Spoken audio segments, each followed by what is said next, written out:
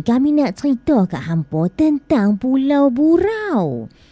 Pulau Burau ni merupakan sebuah pulau kecil yang memang tak ada orang duduk terletak dekat dengan pesisir pantai barat Langkawi. Pulau Burau ni terkenal sebagai santuari burung dan menjadi tumpuan untuk peminat-peminat memerhati burung. Hak minat burung lah.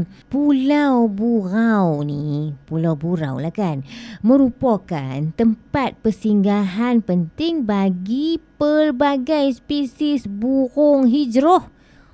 Dikelilingi perairan yang jernih, kawasan pantai yang berbatu, suasana yang tenang, jauh lah daripada kesesakan pantai-pantai utama tu. Pulau Burau ni terletak berdekatan dengan Gunung Mat Cincang.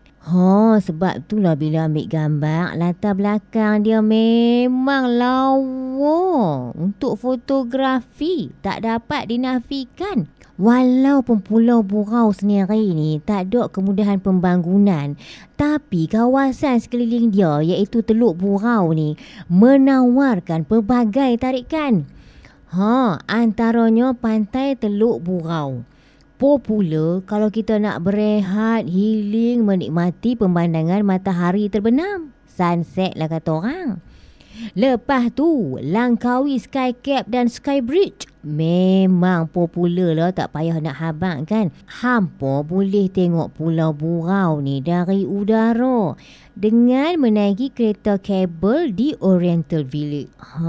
Clear masa tu kalau nampak. Pelancong pula boleh sewa kayak, dak pun naik jet ski dari pantai yang terdekat untuk mendekati pulau ni.